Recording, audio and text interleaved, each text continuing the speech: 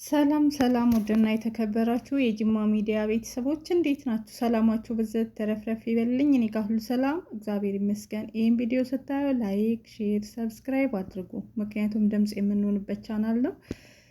ለሁላችንም ዘር፣ ብሔር፣ ሃይማኖት ሳይመርጥ ማለት ነው ሁላችንም ፍትህ የምንጠይቅበት ቻናላችን ስለሆነ ማለት ነውና ዛሬም በፍትህ ነው የመጣ ነው።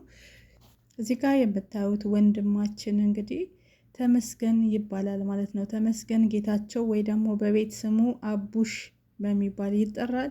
በጎፋ ዞን በሚያሳዝን ሁኔታ ማለት ነው ከዛሬ 40 ዓመት በፊት ቤተሰቦቹ ቅድም አያቱ ከዛሬ 40 ዓመት በፊት የሰሩት ወንጀል ነበር ማለት ነው። ከ43 ዓመት በፊት በተሰራው ወንጀል ቂም በቀል በሚያዝ እንግዲህ በዛ ምክንያት የዚህ የ16 ዓመት ወጣት የ10ኛ ክፍል ተማሪ ወንድማችን ህይወቱ አልፏል ማለት ነው። በአሰቃቂ ሁኔታ ማለት ነው። በጨካኞች እንግዲህ ጎንበስ ብሎ ስልኩን እያየ ከምሽቱ 2 ሰዓት ላይ ማታ ላይ ማለት ነው መሀል አስፋልት መንገድ ላይ ቆሞ ስልኩን እያለ ጎንበስ ብሎ ስልኩን እየጎረጎረ ባለበት ሰዓት ቂም በቀል አለባቸው የተባሉት ሰዎች ልጅ ከኋላ ይመጣና በያዘው ገጀራ አንገቱን ብሎ አንገቱንና ሌላ ሰውነቱን ለየብቻ ይለያየዋል ማለት ነው። ከዛም ሩጦ ይጠፋል። በሚሮጥበት ሰዓት ላይ ሰዎች በርቀት ያዩታል። እንዲሁም አንድ እግር ጫማው እዛ ወድቆ የገዳይ ማለት ነው አንድ እግር ጫማ ይገኛል። እንዲሁም ደግሞ የለበሰው ጃኬት ደም በመንካቱ እዛው ይጥሉት ይሮጣል በድንጋጤ ማለት ነው። እንዲሁም ገጀራው እዛው ይገኛሉ ማለት ነው። ከዛም ሰዎች ቢከታተሉትም ሊያገኙት አልቻሉም። ወዴት እንደገባ ይጠፋል። በጨለማ ውስጥ ሆኖ ከምሽቱ 2 ሰዓት ጨለማ ውስጥ ነው። ከዛም በኋላ ማንነቱ አልታወቀም ነበር። በመጨረሻ ላይ ጫማውና አንድ እግር ጫማና ጃኬቱ ተገኘ። እንዲሁም ገጀራ ተገኘ። ይሄ ጃኬት የማን ጫማ የማን ነው ሲባል የሱ መሆኑ ታወቀ። ከዛም ለምንድነው ይሄን ያደረከው ሲባል ጊዜ ከዚህ በፊት አያቱ የሱ ቅድመ አያት የኔን አያት ገለው ስለነበረ ያንን ደም ለመመለስ ነው በማለት መልስ ሰጥቷል ማለት ነው። ፍርድ ቤት ቀርቦ እና እንዲሁም ይደውልና እንዲህ አድርጌ እንደዚህ አድርጌ ያለው ስለዚህ እናንተ ሁሉ ለቤተሰቦቹ ማለት ነው። እንዲሁም የሕክምና ባለሙያ የሆነው ዘመድ ነበረው። ይደውልና ሐኪም ቤት ውስጥ ደውሎ እዛው ስራ ቦታ ባለበት ሰዓት ለምስክርነትም ሲቀርብ የተናገሩት ነው የሚባለው። ደውሎ እኔ እንዲህ አይነት ወንጀል ፈጽሜያለሁ፣ ስለዚህ ሁላችሁም ራሳችሁን ጠብቁ፣ ሽሹ በማለት ይላል። ቤተሰቦቹ ጋር ደዋውሎ ይሄን ይናገራል። እንዲሁም የሱ ቤተሰቦች አገር ለቀው ሁሉም ጠፍተዋል። በዛ በጨለማ እሱ እንደዛ ብሎ ከተናገረ በኋላ ሁሉም ንቅል ብለው ጠፍተዋሉ ከዛ አካባቢ ማለት ነው። አሁን እዛ አካባቢ የሚገኘው ልጁ ብቻ ነው እንግዲህ ተይዞ እና ዶክተር ዘመድየው ማለት ነው። እሱም ያው ተናግሯል። እንደዚህ ብሎኛል የሚለውን መልስ ሰጥቷል። ስልኩም ሲፈተሽ ያወሩበት ድምጽ ተሰማ ማለት ነው።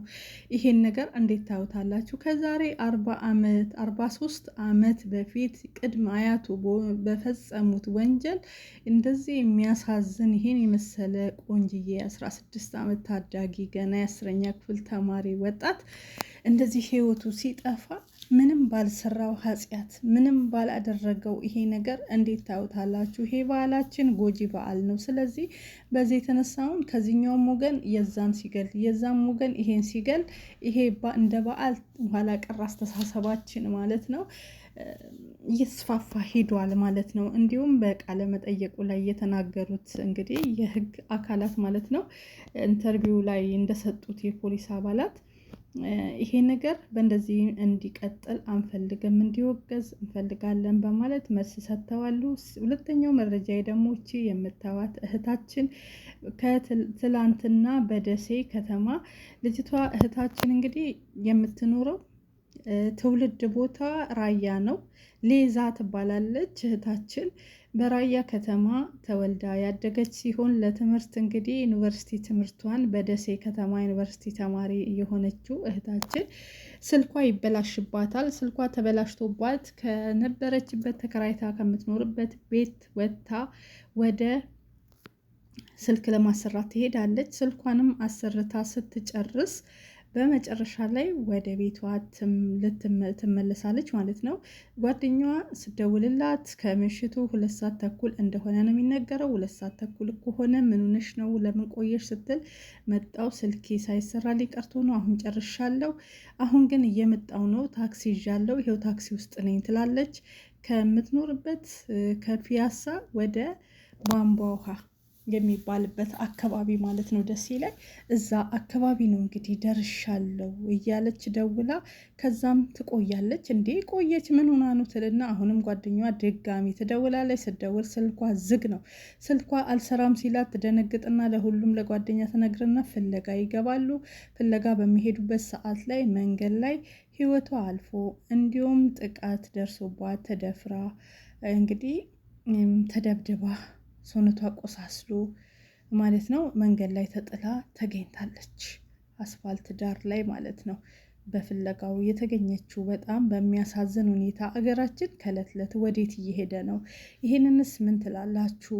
የእውነት በጣም ያሳዝናል። ብዙ እህቶቻችን ፍትህ አጥተዋል። ብዙ ህጻናት ፍትህ አጥተዋል። የ7 ዓመቱን የበቀደሙን ህጻን ስታዩ አይታችኋል። ፍትህ አላገኘም ማለት ነው። እንግዲህ ቦሌ አራብሳ ላይ 7 ዓመቱ ህፃን ታዳጊ እንግዲህ 60 ሺህ ብር ተቀብለው ወስደው ለባዕድ አምልኮ እየሰዉት ማለት ነው። ቦሌ አራብሳ በምትገኘው የሴት ጠንቋይ ቤት እዛ ሄዶ ህፃኑ እንደተሰዋ ተነግሯል ማለት ነው። በጣም በሚያሳዝን ሁኔታ ለዚህም ፍትህ አልተገኘም። ሲቀጥል ደግሞ በሁለተኛ ደረጃ የሄቨን ፍትህ አልተገኘም። በጣም ነው የምናሳዝነው። የእውነት ለቀነኒ ፍትህ አልተገኘም። ለትዝታ ፍትህ አልተገኘም። በአጠቃላይ ለአያንቱ ህይወታቸው በግፍ ለተቀጸፉት እህቶቻችን ኢትዮጵያ ውስጥ ማንም ፍትህ አላገኘም።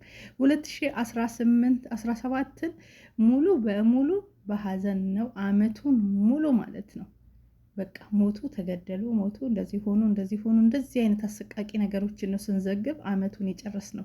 2018 ደግሞ ገና ከመግባቱ አንድ ብለን ወሩን ከመጀመራችን በክፉ ዜና ይኸው 1 ወር ጨርሰን 2ኛ ወር ይዘናል። በጣም ያሳዝናል፣ ያሳቅቃል። ይህን ነገር እንዴት ታዩታላችሁ? ከአመት እስከ አመት ምንም የማይለወጥ ዘመን ሲለወጥ እኛ ማንለወጥ እንትናን በላ እየተባባል እርስ በርስ አውሬ ሆነን ይሄ ነገር እስከ መቼ ይቀጥላል? ለዚህ ነገር ሀሳብ አስተያየት ካላችሁ ብትሰጡ ደስ ይለኛል ማለት ነው። እዚህ ጋር እንደምታዩት የሻማ ማብራት ስነስርዓት አድርገው ፍትህ ለአቢ በግፍ ለተገደለ ወንድማችን እያሉ ቤተሰብ ጥሪ እየጠየቁ ነው። አዎ ፍትህ። የአቢ ደግሞ ከምንም በላይ የሚያሳቀቀው ከዛሬ 43 ዓመት በፊት ቅድም አያቱ የሰሩት ወንጀል አለ ተብሎ እውነትም ውሸት የሚሆን እንግዲህ ያ ወንጀል አለ በማለት ዛሬ ላይ ከ43 ዓመት በፊት የዛኛው ወገን ተወልዶ አድጎ ትልቁ ነው ይሄንን ደም መመለስ ማለት በጣም ከባድ ነው። ይሄ ልጅ ምንም በማያውቀው ይሄ ምን አይነት ስህተት ነው ካላችሁ የኛ ባህላችን ኢትዮጵያን በጣም ቆሻሻ ነን። አንተ የእናትን ደም አልመለስክ፣ የአባትን ደም አልመለስክ፣ የወንድምህን ደም አልመለስክ የሚባል ነገር አለ እና እንደዚህ አይነት ነገሮች አሉ። በቤተሰብ ቤት ውስጥ ወላጆች ነው የምናጠፋ ብዬ ነው ማስበው። ምክንያቱም ወላጆች የአንተን አባት እኬሌን የገደለ የአንተን አያት እኬሌን የገደለ እንደዚህ ነው ብላችሁ ይሄን ክፉ ነገር እያስተማራችሁ አታሳድጉ ልጆችን ማለት ነው። ምክንያቱም ያ ቂም ተይዞ በኋላ ያ ልጅ ካደገ በኋላ የዛን ሰው ዘር ፈልጎ ብድር መመለስ ይፈልጋል ማለት ነው። በዚህ አጋጣሚ ቴዲ ራያ እንደምነግራችሁ ቴዲ ራያ ባለፈው ዘመዱ ነው ወገኑ ነው ህይወቱን ያጠፋ ያጎት ልጅ ነው ሲባል ነበረ እና ምንድነው የቴዲ ቤተሰቦች ከዚህ በፊት የዛኛውን ሰው እንትን ገለዋሉ ሰው ማለት ነው። ከዛም ይሄ ልጅ ደግሞ አድጎ ምን ብሎ መልሶ ዘመዱ ነው ግን ዘመዳሞች ናቸው። እዚህ ከመጣ በኋላ ደግሞ ያንን ነገር ተበቀለው። ከዛ ምን ሆነ? እኩል 1 ለ1 ሲሆኑ ታረቁ። አያችሁ አይደል? ይሄ ነው 1 ለ1 ሲሆኑ መልሰው ታረቁ ማለት ነው። በጣም በሚያሳዝን ሁኔታ እና ሀገራችን ላይ እዚህ ድረስ ደርሰናል። ብቻ ፍትህ እንጠይቅ፣ ሁላችንም ፍትህ ማለት አለብን። ፍትህ ለወገኖቻችን። በጣም ያሳዝናል። እንግዲህ ምንም ማድረግ አይቻልም። እኛም ፍትህ እንጠይቃለን፣ እንጮሃለን። ሰሚ ባናገኝም ፍትህ ከሰማይ እስከምናገኝ ዝም አንልም።